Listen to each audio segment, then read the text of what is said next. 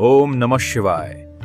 वक्रतुंड महाकाय सूर्यकोटि समप्रभ निर्विघ्नं कुरु मे देव सर्वकार्येषु सर्वदा। गुरुर्ब्रह्मा गुरुर्विष्णु गुरुर्देवो महेश्वरः गुरुः साक्षात् परब्रह्म तस्मै श्री गुरवे नमः।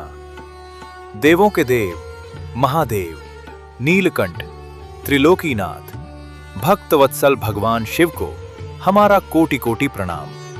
हे भोलेनाथ, हमारे मन को निर्मल कीजिए, हमारी वाणी को पवित्र कीजिए, ताकि हम आपकी दिव्य कथा का श्रद्धा और भक्ति के साथ कर सकें। हर हर महादेव। सूत जी महाराज बोले, हे शौनकादि ऋषियों, पिछले अध्याय में आपने सुना कि भगवान सदाशिव की कृपा से ब्रह्मा जी ने सृष्टि का विस्तार प्रारंभ किया। मनु और शतरूपा का जन्म हुआ, मानव जाति का आरंभ हुआ और प्रजापतियों की रचना हुई।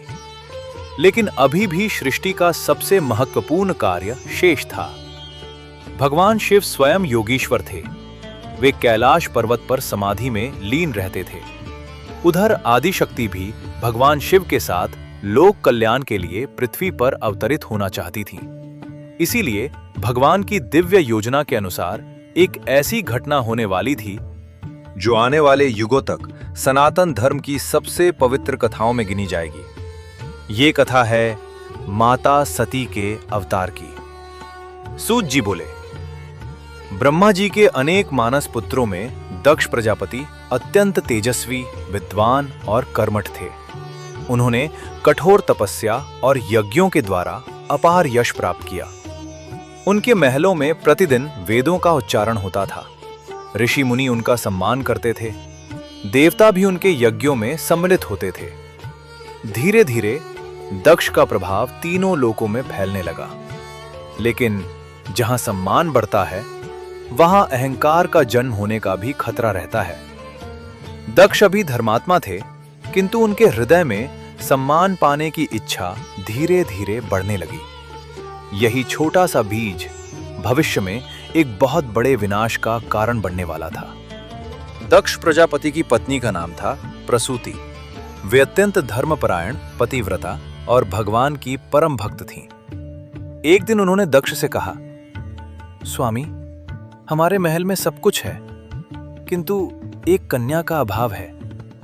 यदि स्वयं आदिशक्ति हमारी पुत्री बनकर आए तो हमारा जीवन धन्य हो जाए। दक्ष भी ये सुनकर प्रसन्न हुए। उन्होंने कहा, यदि भगवान की ऐसी इच्छा हुई तो ये हमारा परम सौभाग्य होगा। उसी समय कैलाश पर्वत पर भगवान शिव समाधि में लीन थे। उनके समक्ष स्वयं आदि शक्ति प्रकट हुई। उन्होंने भगवान शिव को प्रणाम करते हुए कहा, प्रभु, सृष्टि का संतुलन तभी पूर्ण होगा जब शिव और शक्ति पुनः एक साथ पृथ्वी पर धर्म की स्थापना करेंगे। मैं मानव रूप में अवतार लेकर आपकी अर्धांगिनी बनना चाहती हूं। भगवान शिव ने शांत स्वर में कहा, देवी, समय आ गया है। तुम दक्ष प्रजापति के घर पुत्री रूप में जन्म लोगी। तुम्हारा नाम होगा सती।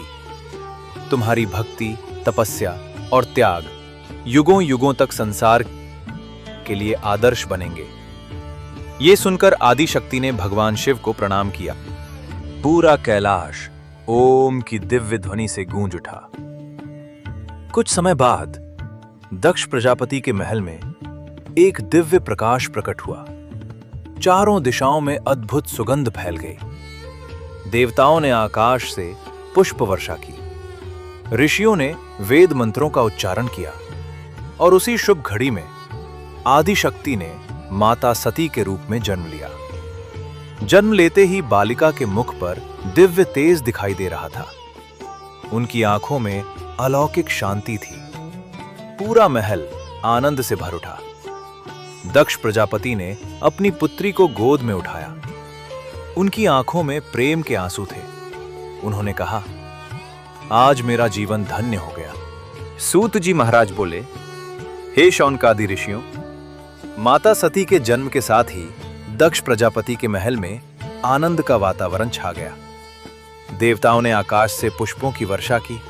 गंधर्व मधुर गीत गाने लगे। अप्सराएं दिव्य नृत्य करने लगी। ऋषि मुनियों ने कहा, यह कोई साधारण कन्या नहीं, स्वयं आदि शक्ति ने इस घर में अवतार लिया है। किंतु दक्ष प्रजापति अभी इस महान रहस्य से अनजान थे। वे केवल अपनी पुत्री को देखकर प्रसन्न थे। उन्हें नहीं पता था कि एक दिन यही पुत्री स्वयं भगवान शिव की अर्धांगिनी बनेगी। समय धीरे धीरे बीतने लगा। बालिका सती दिन प्रतिदिन बड़ी होने लगी। उनके मुख पर ऐसा तेज था जिसे देखकर हर कोई मंत्रमुग्ध हो जाता। वे अत्यंत सरल, दयालु, विनम्र और करुणामयी थीं। महल के सेवक हों या साधारण प्रजा, सती सभी के साथ समान प्रेम से व्यवहार करती थीं। यदि कोई भूखा आता तो सती स्वयं उसे भोजन कराती। यदि कोई दुखी होता तो उसके आंसू पोंछ देती। दक्ष प्रजापति अपनी पुत्री के इन गुणों को देखकर अत्यंत प्रसन्न होते। लेकिन एक बात उन्हें समझ नहीं आती थी। सती बचपन से ही अक्सर एकांत में चली जाती थी। वहां बैठकर वे अपनी आंखें बंद कर लेती और किसी अदृश्य शक्ति का ध्यान करती। एक दिन महल में कुछ ऋषि भगवान शिव की महिमा का वर्णन कर रहे थे। वे कह रहे थे, भगवान शिव ही देवों के देव है। वे भोलेनाथ है, वे आशुतोष है, वे भक्तों पर शीघ्र प्रसन्न होने वाले हैं। छोटी सी सती ये कथा ध्यान से सुन रही थी। जैसे ही उनके कानों में शिव नाम पड़ा, उनका हृदय आनंद से भर उठा। उनकी आंखें बंद हो गईं। मन में एक अद्भुत शांति उतर आई। उस दिन से सती के मुख पर हर समय एक ही नाम रहने लगा, शिव, शिव, शिव। वे फूल चुनकर एक छोटे से पत्थर पर चढ़ाती, उसे शिवलिंग मानकर प्रणाम करती और बाल सुलभ भाव से कहती, हे प्रभु, मुझे नहीं पता आप कहाँ हैं, लेकिन मेरा मन हर समय आपके पास ही रहना चाहता है। एक दिन माता प्रसूति ने सती को ध्यान करते देखा।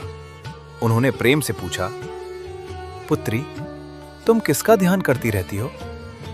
सती ने मुस्कुराकर उत्तर दिया, माता, मैं नहीं जानती क्यों, लेकिन मेरा मन बार बार भगवान शिव की ओर चला जाता है। ऐसा लगता है जैसे उनका मेरे साथ कोई बहुत पुराना संबंध हो। माता प्रसूति ने यह सुनकर सती के मस्तक को चूमा। उन्होंने कहा, पुत्री, यदि तुम्हारे मन में भगवान के प्रति ऐसा प्रेम है तो ये तुम्हारे अनेक जन्मों के पुण्यों का फल है। उसी समय हिमालय के कैलाश पर्वत पर भगवान शिव गहन समाधि में लीन थे। नंदी महाराज उनके समीप बैठे थे। गण मौन खड़े थे। अचानक भगवान शिव के अधरों पर हल्की मुस्कान आई। नंदी ने विनम्रता से पूछा, प्रभु, आप मुस्कुरा क्यों रहे हैं? भगवान शिव ने अपनी आंखें खोलीं और बोले, नंदी, मेरी शक्ति पृथ्वी पर सती के रूप में अवतरित हो चुकी है। समय आने पर वही कठोर तपस्या करके मुझे पति रूप में प्राप्त करेगी। ये सब लोक कल्याण के लिए हो रहा है। नंदी ने श्रद्धा से भगवान शिव को प्रणाम किया। प्रिय शिव भक्तों, माता सती का बचपन हमें यह सिखाता है कि सच्ची भक्ति सिखाई नहीं जाती, वो हृदय से स्वतः प्रकट होती है। जिस हृदय में भगवान के प्रति निष्काम प्रेम जाग जाता है, वहां संसार के आकर्षण धीरे धीरे समाप्त होने लगते हैं।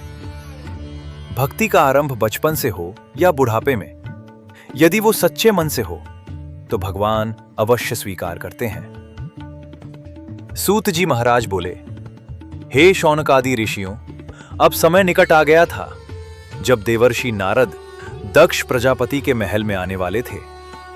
उनके एक वचन से माता सती के जीवन की दिशा बदल जाएगी और वहीं से प्रारंभ होगी भगवान शिव को पति रूप में पाने की महान तपस्या। यह अत्यंत पवित्र प्रसंग मैं तुम्हें आगे सुनाऊंगा। हर हर महादेव। सूत जी महाराज बोले, हे शौनकादि ऋषियों, समय अपनी गति से आगे बढ़ता गया।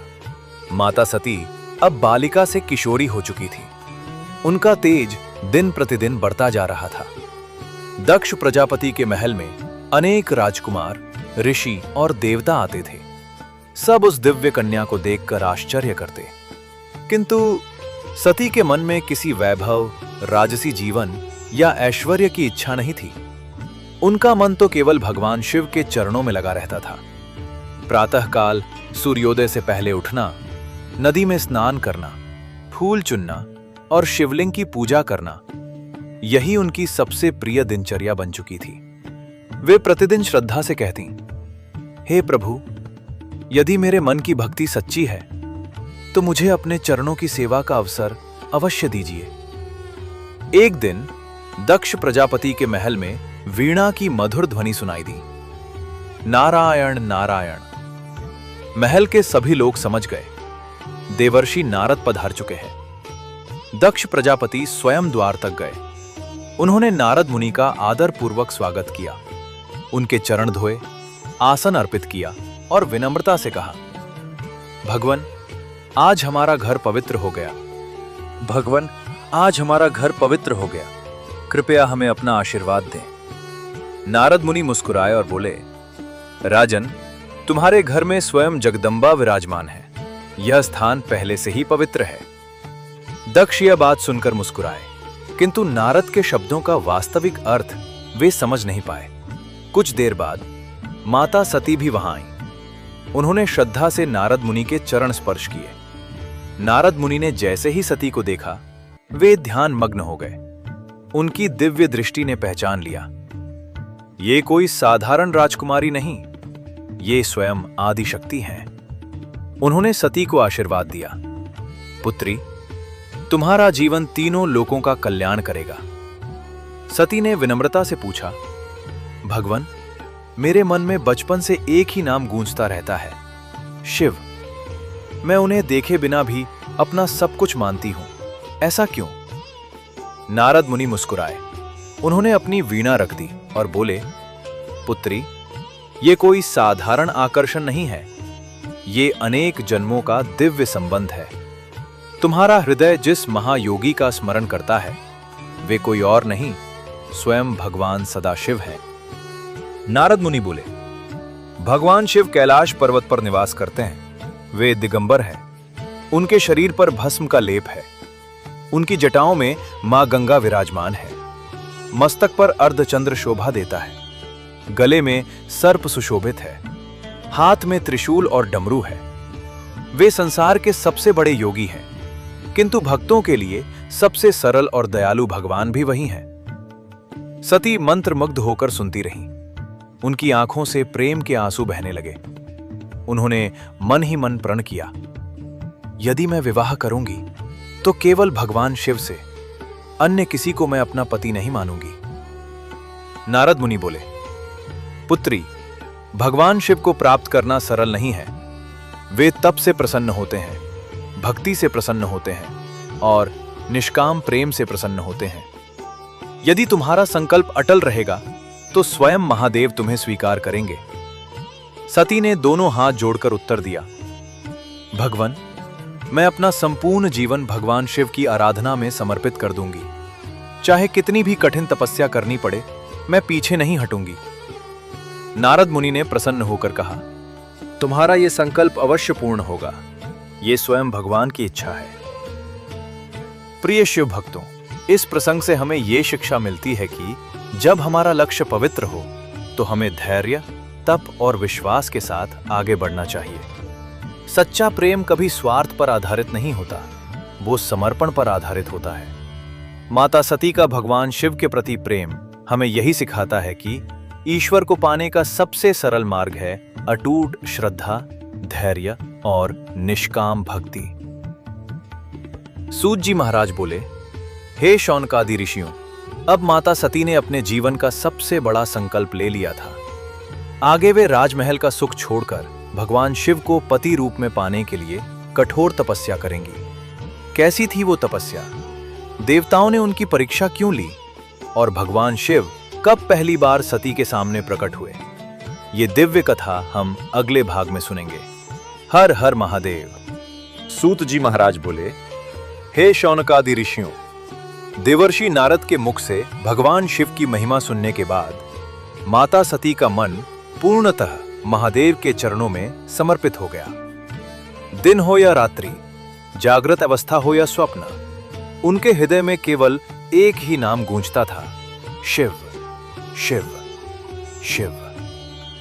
अब महल का वैभव उन्हें आकर्षित नहीं करता था।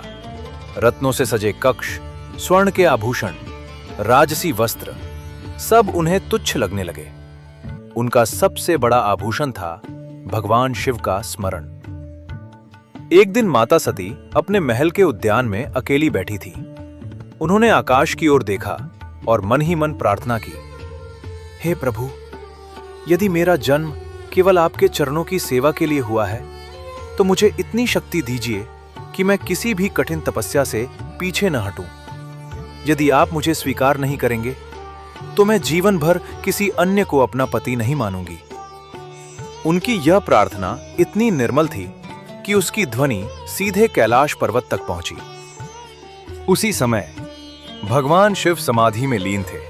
उनके चारों ओर नंदी, भृंगी और शिवगण बैठे थे। अचानक भगवान शिव ने धीरे धीरे अपनी आंखें खोली। उनके मुख पर हल्की मुस्कान थी। नंदी ने विनम्रता से पूछा, प्रभु, क्या कोई भक्त आपको पुकार रहा है? भगवान, नंदी, दक्ष प्रजापति की पुत्री सती ने अपने हृदय से मुझे पुकारा है। उसकी भक्ति निष्काम है, उसका प्रेम निर्मल है। समय आने पर मैं उसकी तपस्या अवश्य स्वीकार करूंगा। ये सुनकर सभी शिवगण आनंदित हो उठे। दूसरे ही दिन माता सती ने राजमहल में घोषणा की, मैं भगवान शिव की आराधना के लिए व्रत और तपस्या प्रारंभ कर रही हूं। माता प्रसूति ने प्रेम से पूछा, पुत्री, इतनी छोटी आयु में इतनी कठोर तपस्या क्यों? सती ने शांत स्वर में उत्तर दिया, माता, ये केवल तपस्या नहीं, ये मेरे जीवन का उद्देश्य है। मैं भगवान शिव को पति रूप में प्राप्त करना चाहती हूं। माता प्रसूति ने उनकी आंखों में अटूट विश्वास देखा। उन्होंने अपनी पुत्री को आशीर्वाद दिया। लेकिन दक्ष प्रजापति को यह बात बिल्कुल पसंद नहीं आई। उन्होंने कहा, सती, तुम एक राजकुमारी हो। तुम्हारे लिए अनेक महान राजकुमार विवाह का प्रस्ताव लेकर आएंगे। वो कैलाश पर रहने वाला योगी, भस्म धारण करने वाला, सर्पों को आभूषण बनाने वाला तुम्हारे योग्य नहीं है। सती ने अत्यंत विनम्रता से उत्तर दिया, पिताश्री, आप उन्हें योगी समझते हैं, लेकिन वे स्वयं देवों के देव महादेव हैं। मेरे लिए उनसे श्रेष्ठ कोई नहीं। दक्ष कुछ नहीं बोले, लेकिन उनके मन में भगवान शिव के प्रति विरोध का बीज उसी दिन अंकुरित हो गया। सूत जी बोले, माता सती ने राजसी सुखों का त्याग कर दिया। उन्होंने रेशमी वस्त्रों के स्थान पर साधारण वस्त्र धारण किए, स्वर्ण आभूषण उतार दिए। प्रतिदिन प्रातःकाल नदी में स्नान करती, शिवलिंग पर जल अर्पित करती और घंटों तक ओम नमः शिवाय का जाप करती। धीरे धीरे उन्होंने अन्न का त्याग कर दिया। पहले केवल फल ग्रहण किए, फिर केवल पत्तों पर रहने लगी और अंत में केवल वायु के सहारे तप करने लगी। उनकी तपस्या देखकर ऋषि मुनि भी आश्चर्यचकित हो गए। देवताओं ने कहा, इतनी कठोर तपस्या तो बड़े बड़े योगी भी नहीं कर पाते। प्रिय शिव भक्तों, माता सती हमें सिखाती हैं कि यदि लक्ष्य पवित्र हो तो कठिनाइयां रास्ता नहीं रोकती, बल्कि हमें और मजबूत बनाती हैं। सच्ची भक्ति सुविधा नहीं ढूंढती, समर्पण ढूंढती है। भगवान तक पहुंचने का मार्ग केवल शब्दों से नहीं, बल्कि धैर्य, तप और अटूट विश्वास से बनता है। सूत जी महाराज बोले, हे शौनकादि ऋषियों, माता सती की तपस्या अब तीनों लोकों में प्रसिद्ध हो चुकी थी। देवता, ऋषि और स्वयं ब्रह्मा जी भी उनकी भक्ति से प्रभावित थे। अब भगवान शिव उनकी परीक्षा लेंगे और फिर होगा वो दिव्य मिलन जिसकी प्रतीक्षा स्वयं देवता भी कर रहे थे। हर हर महादेव। सूत जी महाराज बोले, हे शौनकादि ऋषियों, माता सती की कठोर तपस्या का समाचार धीरे धीरे तीनों लोकों में फैलने लगा। देवता आश्चर्यचकित थे, ऋषि मुनि उनकी भक्ति की प्रशंसा कर रहे थे, गंधर्व उनके तप का गुणगान कर रहे थे। लेकिन भगवान शिव अब भी कैलाश पर गहन समाधि में लीन थे, क्योंकि महादेव केवल बाहरी पूजा से प्रसन्न नहीं होते, वे भक्त के हृदय की सच्चाई को परखते हैं। ऋतुएं बदलती रहीं, तपस्या चलती रही। सूत जी बोले, दिन बीतते गए, महीने बीत गए, ऋतुएं बदलती रहीं, गर्मी आई, सूर्य की प्रचंड किरणें पृथ्वी को तपाने लगीं, लेकिन माता सती बिना विचलित हुए तप करती रहीं। फिर वर्षा ऋतु आई।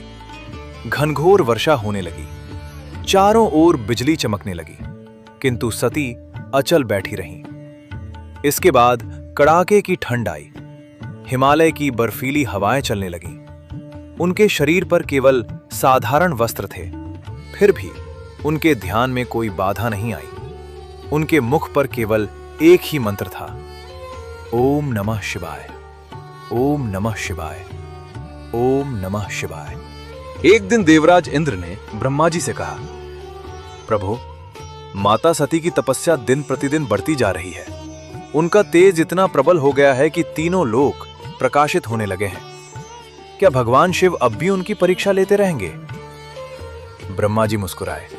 उन्होंने कहा, इंद्र, जिस भक्ति में धैर्य नहीं वो पूर्ण नहीं होती, और जिसे भगवान शिव स्वीकार करते हैं उसे पहले अडिग बनाते हैं। भगवान विष्णु भी वहां उपस्थित थे। वे बोले, सती का प्रेम निष्काम है। अब वो समय दूर नहीं जब महादेव स्वयं उनके सामने प्रकट होंगे। उधर कैलाश पर भगवान शिव ने धीरे धीरे अपनी समाधि खोली। उन्होंने ध्यान में माता सती को देखा। दुर्बल शरीर किंतु अटूट विश्वास, कठोर तप किंतु चेहरे पर दिव्य शांति। महादेव के करुणामय नेत्र भर आए। वे बोले, ऐसी भक्ति दुर्लभ है जिसने अपने सुख, वैभव और अहंकार का त्याग कर दिया। वो मेरे अत्यंत निकट है। नंदी ने विनम्रता से कहा, प्रभु, क्या अब समय आ गया है? भगवान शिव मुस्कुराए। हाँ नंदी, लेकिन पहले मैं उसकी भक्ति की अंतिम परीक्षा लूंगा, क्योंकि संसार को यह जानना चाहिए कि सच्चा प्रेम कभी डगमगात नहीं। सूत जी बोले, भगवान शिव ने अपनी योग माया से एक वृद्ध तपस्वी का रूप धारण करने का निश्चय किया। उन्होंने अपने दिव्य स्वरूप को छिपा लिया।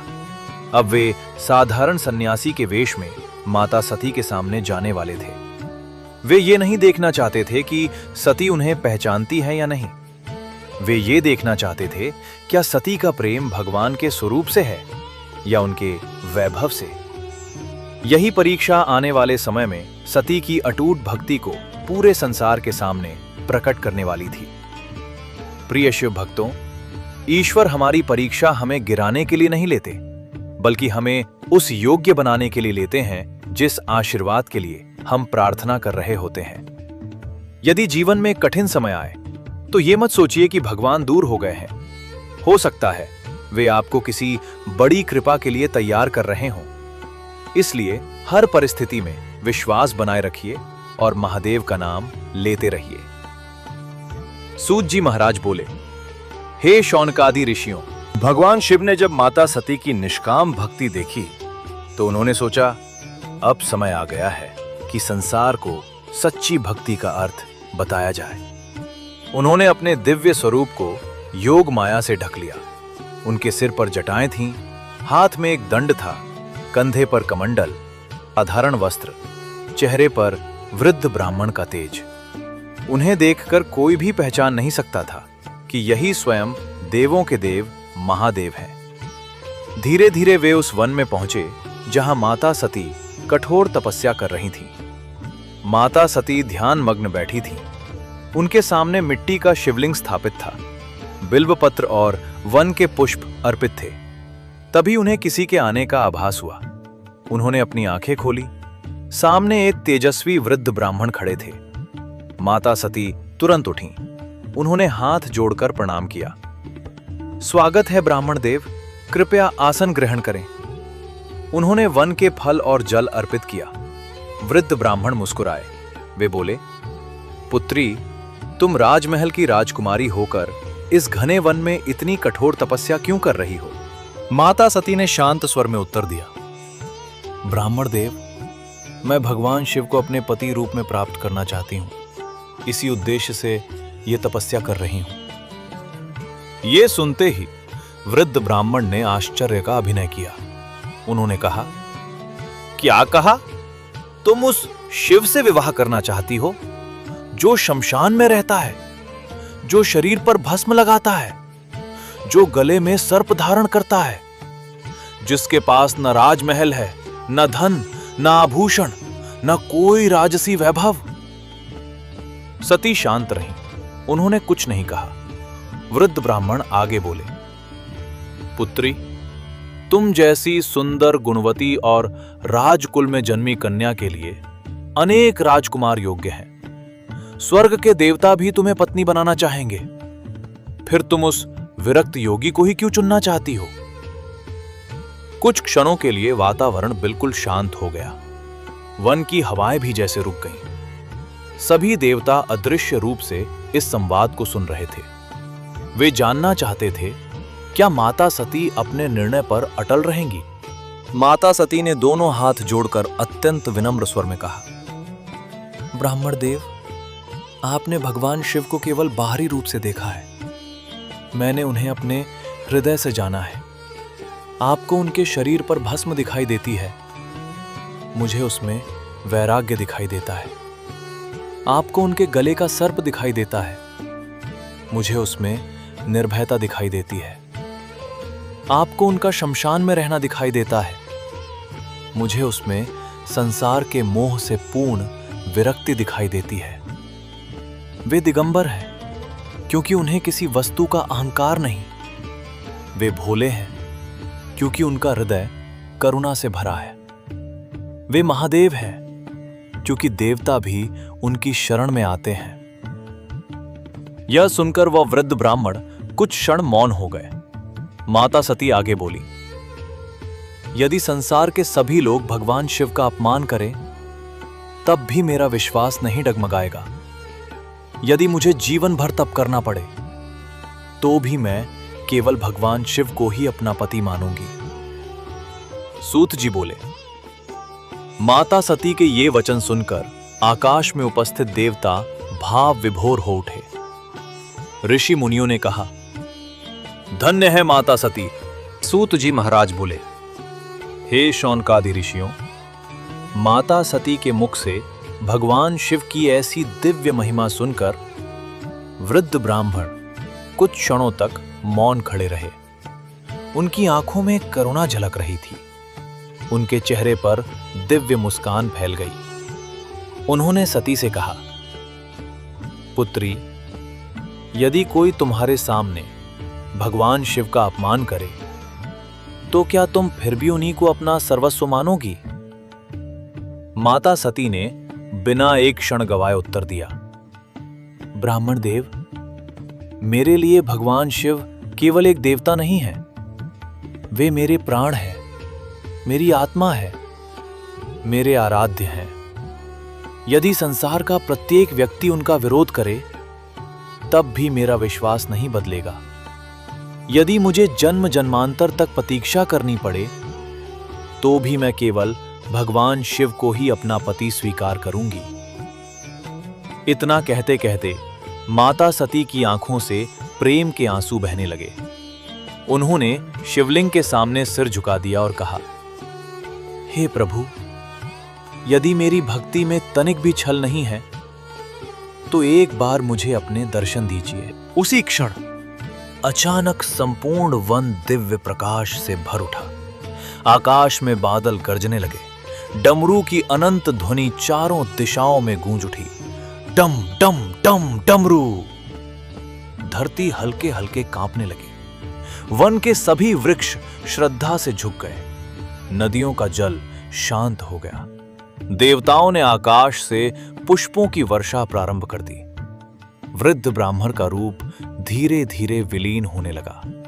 उनके स्थान पर जटाधारी नीलकंठ, मस्तक पर अर्धचंद्र धारण किए, जटाओं में मां गंगा विराजमान, गले में वासुकी नाग, हाथ में त्रिशूल और डमरू, व्याघ्र चर्म धारण किए, दिव्य तेज से प्रकाशित स्वयं भगवान सदाशिव प्रकट हो गए। उनका स्वरूप इतना तेजस्वी था कि सूर्य का प्रकाश भी फीका पड़ गए भगवान शिव के वास्तविक स्वरूप के दर्शन करते ही। माता सती स्तब्ध रह गईं। उनकी आंखों से अविरल आंसू बहने लगे। वे तुरंत भगवान शिव के चरणों में दंडवत होकर गिर पड़ी। कंपित स्वर में बोली, प्रभु, आज मेरा जीवन सफल हो गया, मेरा जन्म धन्य हो गया, मेरी तपस्या सफल हो गई। अब मुझे किसी और वरदान की आवश्यकता नहीं। भगवान शिव ने अत्यंत करुणा से माता सती को उठाया। उन्होंने कहा, देवी, तुम्हारी भक्ति ने मुझे अत्यंत प्रसन्न किया है। तुमने न मेरे वैभव को देखा, न मेरे स्वरूप को। तुमने केवल मेरे तत्व से प्रेम किया। ऐसी निष्काम भक्ति अत्यंत दुर्लभ है। भगवान शिव बोले, हे सती, मैं तुम्हें वर देता हूं। समय आने पर तुम मेरी अर्धांगिनी बनोगी। हमारा विवाह केवल दो व्यक्तियों का मिलन नहीं होगा, वो शिव और शक्ति का दिव्य मिलन होगा। उससे संपूर्ण सृष्टि का कल्याण होगा। माता सती ने हाथ जोड़कर कहा, प्रभु, मुझे केवल आपके चरणों की सेवा चाहिए। यही मेरे लिए सबसे बड़ा वरदान है।